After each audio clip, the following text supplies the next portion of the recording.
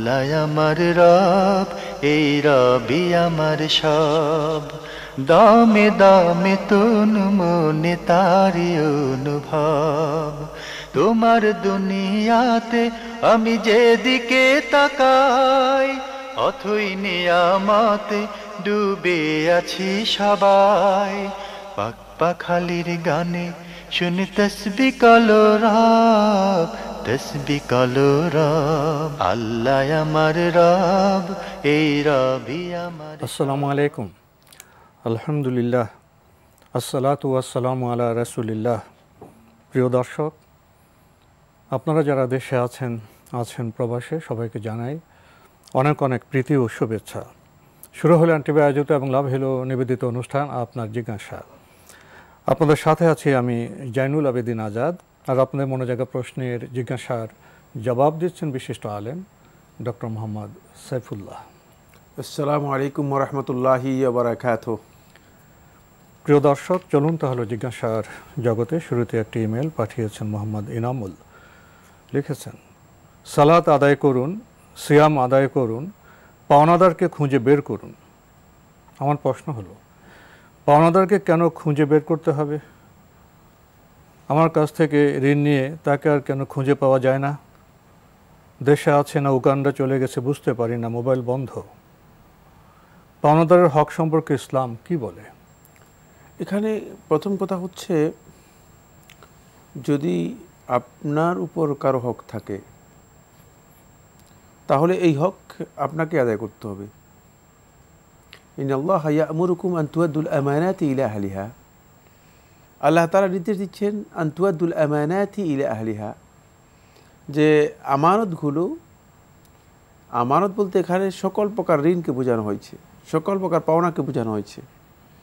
আমানতের যত দিক আছে, যদি আপনার কাছে কেউ কোনো কিছু পায়, তিনি পাওনাদার, তাহলে আপনাকেই ওই পাওনাদারের হক তার কাছে পৌঁছে দিতে হবে। এই পাওনাদারদের মধ্যে ওরাও অন্তর্ভুক্ত হবে, যেমন যাদের হক আপনার কাছে ইসলামী শরীয়ত বাধ্যতামূলক করে দিয়েছে। যেমন জাকাতের যারা হকদার আছে, এরাও আপনার কাছে পাওনাদার।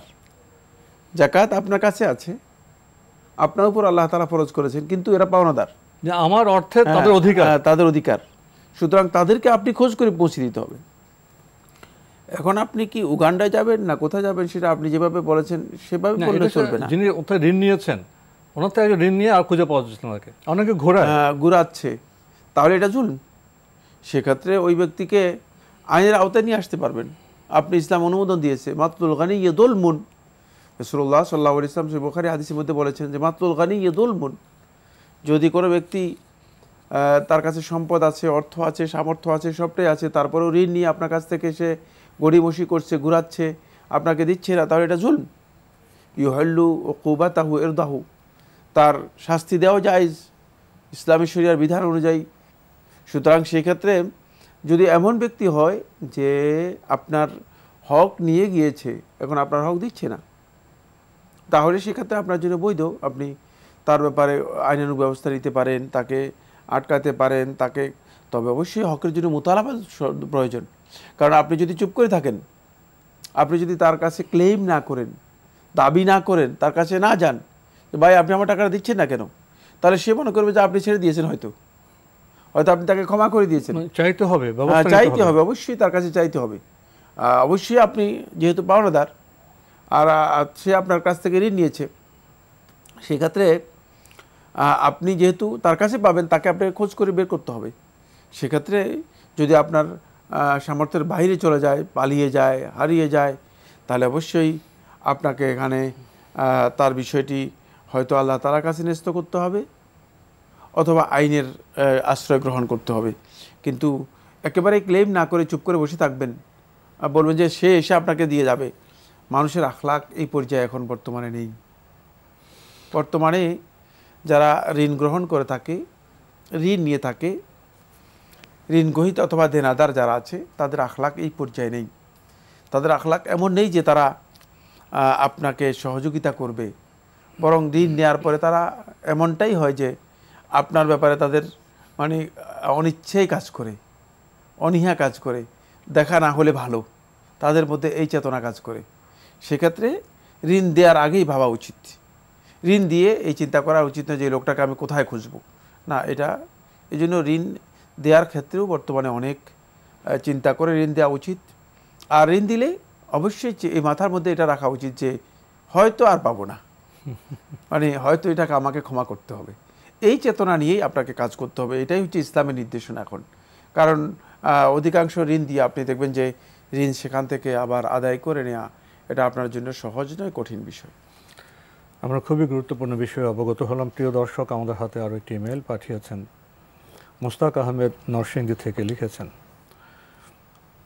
হযরত মুসা ইসলাম থাপ্পড় দিয়ে মালাকুল মউত ফেরেশতার এক চোখ অন্ধ করে দিয়েছিলেন। এটা কি সহিহ হাদিস দ্বারা প্রমাণিত? যদি সঠিক হয়ে থাকে, এত শক্তিশালী ফেরেশতাকে একজন মানুষ থাপ্পড় দিয়ে চোখ অন্ধ করে দেবেন, এটা কি করে সম্ভব? সম্ভব অসম্ভব কোনোটাই আমরা বলতে পারবো না। তবে এই ঘটনা সহিহ বুখারীর মধ্যে এসেছে এবং সহিহ হাদিস, যেটা সহিহ হাদিস দ্বারা প্রমাণিত হয়েছে সেটা আমাদেরকে বিশ্বাস করতে হবে। এটা হয়তো আল্লাহর পক্ষ থেকে একটা মুসা আলাইহিস সালাতু ওয়াস সালামের জন্য একটা বড় কারামত, আল্লাহর অনুমোদন আছে এখানে। সুতরাং মানে এটাকে আপনি নর্মাল যে সমস্ত ক্যালকুলেশন আছে, নর্মাল যে সমস্ত ম্যাথমেটিক হিসাব আছে, সাধারণ হিসাব, গাণিতিক হিসাব যেটা রয়েছে, সেটাকে এভাবে করা উচিত নয়। এটা আপনি সেভাবে করতে পারবেন না। কারণ আল্লাহ সুবহানাহু ওয়া তাআলার হিকমত এখানে দুটি। একটা হচ্ছে মুসা, যে মানে মুসার যে অবস্থান রয়েছে সে অবস্থানটা আল্লাহর একজন শক্তিশালী ফেরেশতার কাছে এটা প্রমাণ করে দেয়া। দ্বিতীয় নম্বর বিষয় যেটা, সেটা হচ্ছে যে আল্লাহ সুবহানাহু ওয়া তাআলা এর মাধ্যমে কিয়ামত পর্যন্ত অনাগত যারা আছে তাদেরকে শিক্ষা দিবেন। সেই শিক্ষার জন্য মূলত এই হিকমতটা কাজ করেছে যে মুসা আলাইহিস সালাতু ওয়াস সালাম একজন ফেরেশতাকে থাপ্পড় দেবেন।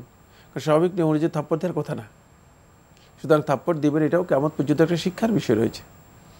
যে মুসা আলাইহিস সালাতু ওয়াস সালাম এই আচরণটুকু মুসা আলাইহিস সালাতু ওয়াস সালামের কিয়ামত পর্যন্ত যাতে করে অন্যদের কাছে একটা শিক্ষণীয় বিষয় হয়ে থাকে। আর দ্বিতীয় নম্বরে এই থাপ্পড় দিলে কিছুই হতো না, কিন্তু না, এটা একটা ভয়ঙ্কর অবস্থায় পরিণত হয়েছে। সেটাও আল্লাহ তাআলার অনুমোদন, যাতে করে ফেরেশতাও এটা বুঝতে পারে যে আমি যতই পাওয়ার হই না কেন, কিন্তু আমার সীমাবদ্ধতা আছে। আল্লাহ রাব্বুল আলামিনের কাছে আমারও অনেক মানে সীমাবদ্ধতা আছে। সেটা দুই পক্ষেই একটা বড় কঠিন শিক্ষা, যেহেতু মাখলুক দুইটাই সৃষ্টির এই যে বিষয়টি, যাতে করে সবার মানে চেতনার মধ্যে, উপলব্ধির মধ্যে এবং জ্ঞানের মধ্যে এইটা থাকে যে আমার সীমাবদ্ধতা আছে, আমি মাখলুক, আমি সৃষ্টি, আমাকে খালেকের কর্তৃত্বের বাইরে যাওয়ার কোনো সুযোগ নেই। একজন অপরজনের উপরে থাকতে পারে, কিন্তু সে সীমাবদ্ধ। জি, খুবই গুরুত্বপূর্ণ বিষয়ে আমরা অবগত হলাম। প্রিয় দর্শক, আরও লিখেছেন, হযরত আদম ইসলাম জান্নাতে থাকা অবস্থায় আল্লাহর আদেশ অমান্য করেছিলেন। রুহের জগতে নাকি এ বিষয়ে হযরত মুসা ইসলাম আদম ইসলামকে জিজ্ঞাসা করেছিলেন, এমন কথা কি সঠিক? এই মর্মে সহিহ হাদিস রয়েছে। জি, আমরা জানলাম বিষয়টি সম্পর্কে। প্রিয় দর্শক, আমাদের হাতে আরও একটি ইমেল পাঠিয়েছেন। গোলাম রাব্বি লিখেছেন, আপনার জিজ্ঞাসা সবাইকে অনেক ধন্যবাদ সুন্দর অনুষ্ঠান উপহার দেওয়ার জন্য। প্রশ্ন করেছেন, জুমার নামাজ ও ঈদের নামাজ ছাড়া সে কোনো নামাজ পড়ে না, এমন লোকের কি ঈমান থাকে? সে কি মুসলিম থাকে? মুসলিম থাকবে, পাসপোর্টের মুসলিম থাকবে, আইডি কার্ডের মুসলিম থাকবে, কিন্তু ইসলামের অনুমোদন বা ইসলামের বিধান অনুযায়ী তিনি মুসলিম নন। তিনি নিজেকে মুসলিম পরিচয় দেওয়ার কোনো সুযোগ নেই। কারণ আমরা জানি যে ঈমান এবং কুফরের মধ্যে পার্থক্য হচ্ছে সলাত। যে ব্যক্তি সলাত আদায় করবে না, সে ব্যক্তি আসলে ঈমানের দাবি করলেও সে মুমিন নয়, তার প্রকৃত ঈমান নেই। তার এই কাজটা কুফরে আমলি। আকীদাগত দিক থেকে যদি সে সত্যিকার আল্লাহ রাব্বুল আলামিনের তাওহীদের বিষয়গুলো সম্পূর্ণরূপে মেনে নেয়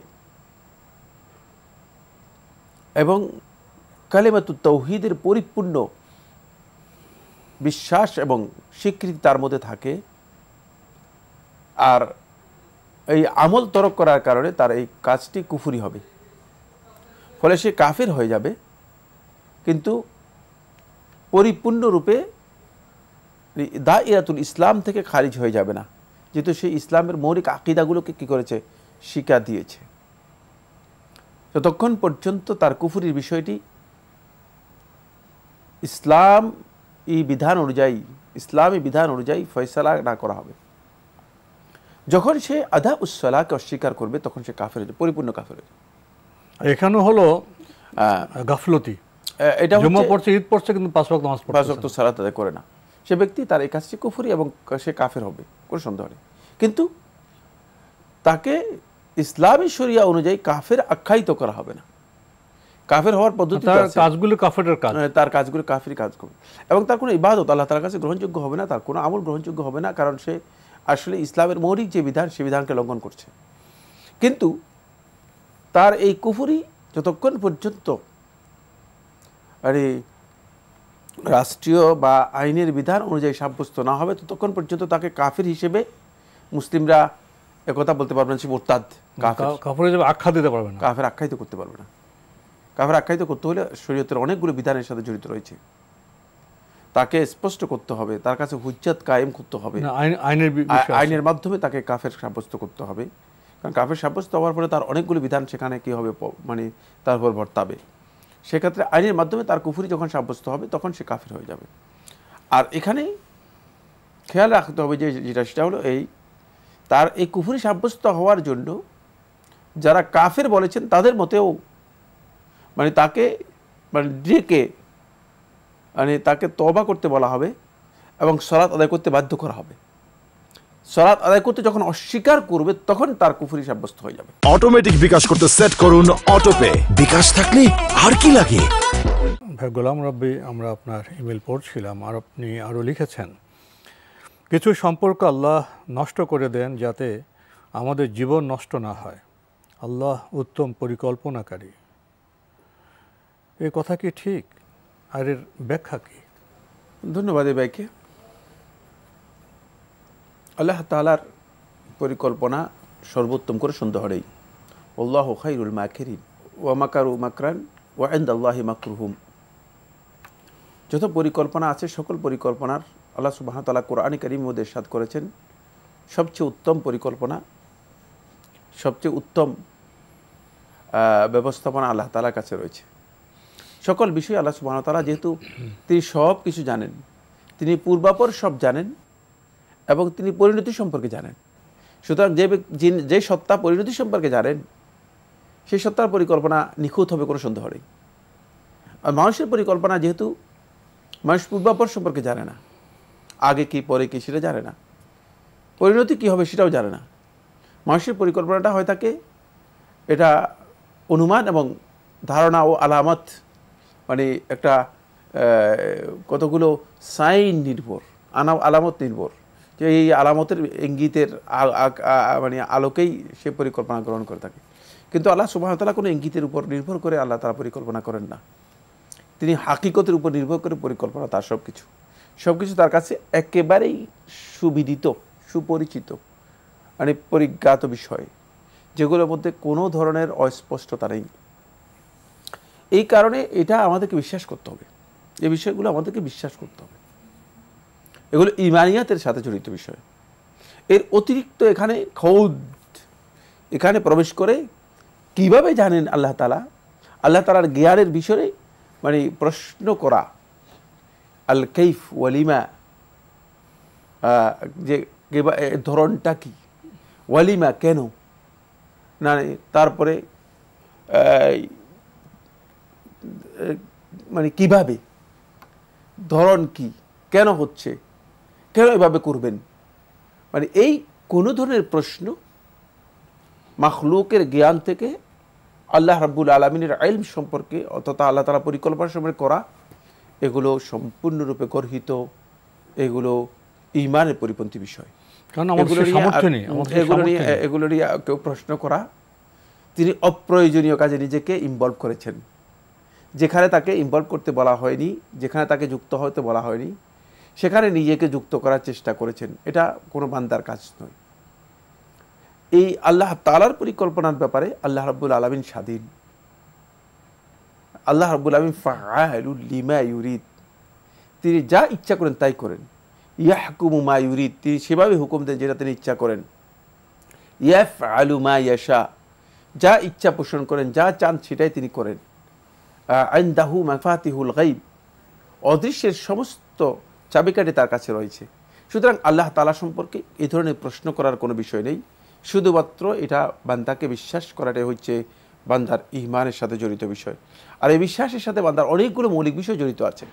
যদি তিনি বিশ্বাস না করেন তাহলে বান্দা নিজেকে যেভাবে কন্ট্রোল করা দরকার, যেভাবে বান্দা নিজের ব্যাপারে আল্লাহ তাআলার প্রতি তার আস্থা থাকা দরকার, সেগুলো থাকবে না। এই কারণে বিশ্বাসগুলো অপরিহার্য।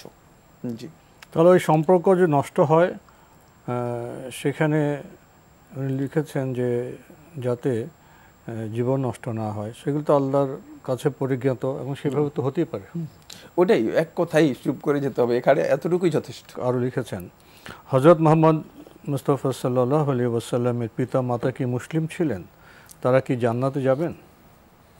তারা ইসলাম গ্রহণ করেছেন মর্মে কোনো সহিহ রিওয়ায়াত সাব্যস্ত হয়নি। তাদের জান্নাতের ব্যাপারে রাসূলুল্লাহ সাল্লাল্লাহু আলাইহি ওয়াসাল্লাম এর হাদিস থেকে প্রমাণিত হয়েছে। রাসূল সাল্লাল্লাহু আলাইহি ওয়াসাল্লাম তারা জান্নাতে যাবেন না বলে দিয়েছেন, বরং রাসূলুল্লাহ সাল্লাল্লাহু আলাইহি ওয়াসাল্লাম সহিহ হাদিসের মধ্যে বলেছেন তার পিতার ব্যাপারে যে তার আব্বা জাহান্নামী। আবু দাউদের সহিহ রিওয়ায়াতের মধ্যে এসেছে। রাসূলুল্লাহ সাল্লাল্লাহু আলাইহি ওয়াসাল্লাম সহিহ মুসলিমের রিওয়ায়াতের মধ্যে বলেছেন তার মায়ের ব্যাপারে সুস্পষ্ট হাদিসের মধ্যে বলেছেন যে আল্লাহ তাআলা তার ব্যাপারে দোয়া করতে নিষেধ করেছেন, আমাকে অনুমোদন দেননি। সুতরাং আল্লাহ নবী সাল্লাল্লাহু আলাইহি ওয়াসাল্লামের এই দুটি হাদিস থেকে বোঝা যায় যে তারা ইসলাম গ্রহণ করে মৃত্যুবরণ করেননি। যদি কেউ ইসলাম গ্রহণ করে মৃত্যুবরণ না করে থাকেন তাহলে তার জান্নাত অনিশ্চিত, তিনি জান্নাত লাভ করতে পারবেন না। এটাই বিশুদ্ধ বক্তব্য, এটাই আহলুস সুন্নাহ ওয়াল জামাতের আকীদা। এর মধ্যে বিভ্রান্ত আকীদাভ্রষ্ট ব্যক্তিদের বক্তব্য নিজেরা তৈরি করে নিয়েছেন, নিজেরা কিছু তৈরি করে বক্তব্য নিয়েছেন, যে কেউ কেউ কথা বলছেন, এই কথা মানুষদেরকে বোঝানোর জন্য চেষ্টা করছেন যে আল্লাহ সুবহানাহু ওয়া তাআলা তার মা এবং তার পিতাকে জীবিত করেছেন, জীবিত করে আল্লাহ রাব্বুল আলামিন তাদের আবার ঈমান আনার তৌফিক দিয়েছেন এবং তারা ঈমান এনেছেন। এগুলো ভুয়া কথা, এর কোনো ভিত্তি নেই, এর সহিহ কোনো রিওয়ায়াত নেই, মিথ্যা বক্তব্য বা বানাওয়াট বক্তব্য এগুলো। কারণ মৃত্যুর পরে আল্লাহ রাব্বুল আলামিন কোনো বান্দাকে আবার নতুন জীবন দিয়ে তাকে ঈমান আনার জন্য সুযোগ করে দেবেন, এটা আল্লাহ তাআলার সুন্নতের পরিপন্থী বক্তব্য, এটা কাউকে দেন নেই। যদি রাসূল সাল্লাল্লাহু আলাইহি ওয়াসাল্লাম পিতামাতার ব্যাপারে কথা হয়, তাহলে ইব্রাহিম আলাইহিস সালাতু ওয়াস সালাম তো আল্লাহ তাআলার কাছে খলিল, ঠিক না? ইব্রাহিম আলাইহিস সালাতু পিতামাতার ব্যাপারে কি বক্তব্য হবে? সেটা তো কোরআনের মধ্যে স্পষ্ট এসেছে, কোরআনের মধ্যে স্পষ্ট এসেছে। তারপরে আল্লাহ রাসূল সাল্লাল্লাহু আলাইহি ওয়াসাল্লাম ছাড়াও তো অন্যান্য নবী এবং রাসূল যারা আছেন তাদের পিতামাতার ব্যাপারে কি কঠিন বিষয় যে রাসূল তাদেরও পিতামাতা বা তাদের স্ত্রী সন্তানরা মুসলিম না হলে কারো জন্য কোনো সুখবর নেই, অবশ্যই আর কোনো কিছু করতে পারবে না। এবং হযরত মুহাম্মদ সাল্লাল্লাহু আলাইহি ওয়াসাল্লাম তার যে প্রিয় কন্যা ফাতেমাকে সে একই কথা বলেছেন, সহিহ বুখারী হাদিসের মধ্যে এসেছে। জি, তাহলে মুসলিম হতে হবে, আমল থাকতে হবে। কেউ নবী রাসূলের পিতা, নবী রাসূলের সন্তান, এই পরিচয়ের কারো। সুতরাং এখানে আবেগ নিয়ে এসে কথা বলার যে রাসূল সাল্লাল্লাহু আলাইহি ওয়াসাল্লাম পিতা মাতা, এই সমস্ত বক্তব্যগুলো আবেগী বক্তব্য। অবশ্যই দলিল থাকলে, তারা যে ইসলাম গ্রহণ করেছেন এর জন্য সুস্পষ্ট দলিল থাকলে সেটা অবশ্যই গ্রহণ করে নিতে হবে আমাদেরকে, কিন্তু এখানে কোনো সহিহ সুস্পষ্ট দলিল নেই। আমরা জানলাম বিষয়টি সম্পর্কে। প্রিয় দর্শক, আরও একটি ইমেল পাঠিয়েছেন আনার, লিখেছেন আমরা সবসময় দেখি বিধর্মী কেউ মসজিদের নামাজ শেষে ইমামের সামনে তাওহীদের সাক্ষী দিয়ে ইসলাম গ্রহণ করে থাকেন, কিন্তু একজন বিধর্মী নিজে নিজে কালেমা পড়ে কি মুসলমান হতে পারে না? মানে মুসলিম হতে ইসলাম গ্রহণ করতে কি কোনো সাক্ষীর শর্ত আছে? নিজে নিজে ইসলাম গ্রহণ করতে পারবে, কিন্তু ঘোষণা দিতে হবে, ঘোষণা দেওয়া শর্ত। কারণ তিনি যে মুসলিম হলেন, তার যে আল্লাহ তাআলার উলুহিয়তের, তাওহীদ এবং রিসালাতের এই স্বীকৃতি তিনি দিয়েছেন, এই স্বীকৃতি মানুষের কাছে প্রমাণিত হতে হবে, শুধু অন্তরের মধ্যে রেখে গেলে চলবে না। এই জন্য এই স্বীকৃতির পদ্ধতি শাহাদাত, আশহাদু আল্লা ইলাহা ইল্লাল্লাহ ওয়া আশহাদু আন্না মুহাম্মাদান আবদুল্লাহি ওয়া রাসূলুহু। দেখেছেন, স্বীকৃতির পদ্ধতি একেবারে স্পষ্ট করা হয়েছে। তো আপনি আশহাদু সাক্ষী দিচ্ছেন কাদের মাধ্যমে? একদল লোক থাকবে না যারা জানবে যে আপনি সাক্ষ্য দিচ্ছেন, সুবহানাল্লাহ, আল্লাহ তাআলা নিজেই সাক্ষ্য দিচ্ছেন। কোরআনের মধ্যে সূরা আলে ইমরান দেখেন, শাহিদাল্লাহু আন্নাহু লা ইলাহা ইল্লাল্লাহ, শাহিদাল্লাহু আন্নাহু লা ইলাহা ইল্লাল্লাহ, আল্লাহ তাআলা সাক্ষ্য দিচ্ছেন যে আল্লাহ তাআলা ছাড়া কোনো ইলাহ নেই। আল্লাহ তাআলা নিজেও সাক্ষ্য দিচ্ছেন, ওয়াল মালাইকাতু ওয়া উলুল ইলম, আল্লাহর ফেরেশতারা সাক্ষ্য দিচ্ছেন, এবং উলুল ইলম যারা সত্যিকার আহলুল ইলম, যাদেরকে আল্লাহ সুবহানাহু ওয়া তাআলা ইলম দিয়ে সমৃদ্ধ করেছেন, তারাও সাক্ষ্য দিচ্ছেন। সুতরাং সাক্ষ্য এখানে অত্যন্ত গুরুত্বপূর্ণ বিষয়, ঈমানের সাথে সাক্ষ্যের বিষয় জড়িত রয়েছে। এবং আল্লাহ তাআলার পক্ষ থেকে আল্লাহ তাআলা এভাবেই সাক্ষ্য দিতে বলেছেন, তিনি নিজেও আল্লাহ তাআলা নিজেও সাক্ষ্য দিচ্ছেন।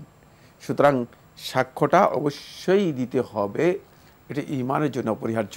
এটা শুধুমাত্র নিজের মধ্যে সীমাবদ্ধ রাখার বিষয় না। নিজে নিজে কলমা পড়তে পারবেন, কিন্তু তার সাক্ষী থাকতে হবে, অবশ্যই সাক্ষ্য দিতে হবে। তো আজকে আমাদের এখানে শেষ করতে হচ্ছে। আপনাকে অনেক ধন্যবাদ। আপনাকে অনেক ধন্যবাদ। প্রিয় দর্শক, আমরা দেখছিলাম এনটিভি আয়োজিত এবং লাভ হেলো নিবেদিত অনুষ্ঠান আপনার জিজ্ঞাসা। আমাদের এই অনুষ্ঠান আপনারা এনটিভি অনলাইনেও দেখতে পারবেন, ভিজিট করুন www.ntvbd.com। এছাড়া ইউটিউবে এবং আমাদের ভেরিফাইড ফেসবুক পেজে অনুষ্ঠান দেখতে পারবেন। শেষের প্রশ্নটি ছোট কিন্তু অনেক ব্যাপক। একজন মুসলিম হবেন, সাক্ষীর প্রয়োজন। যে কালেমা, সে কলমে আমরা কি বলি? লা ইলাহা, নেই কোনো প্রভু, নেই কোনো ইলাহ, এক আল্লাহ ছাড়া। প্রথমে না না না, কেউ নেই, কেউ নেই, আমি সমুন্নত, কিন্তু একজনের কাছে আমি নত, তিনি আল্লাহ। আসুন এই তাৎপর্য আমরা উপলব্ধি করি এবং জীবনকে আমরা সেভাবেই সাজাই। চিঠি লিখুন, প্রশ্ন পাঠান আমাদের ঠিকানায়। পরিচালক আপনার জিজ্ঞাসা, এনটিভি, বিএসসিসি ভবন, 7ম তলা, 102 কাজী নজরুল ইসলাম অ্যাভিনিউ, কারওয়ান বাজার, ঢাকা 1215। ইমেল অ্যাড্রেস আপনার জিজ্ঞাসা @ntvbd.com। মহান আল্লাহ আমাদের সবাইকে নিরাপদে রাখুন, রাখুন শান্তিতে। আসসালামু আলাইকুম। আল্লাহ আমার রব, এই রবি আমার সব, দামে দামে তুন মনে তারি অনুভব। আল্লাহ আমার রব, এই রবি আমার সব। অটোমেটিক বিকাশ করতে সেট করুন অটোপে। বিকাশ থাকলে আর কি লাগে।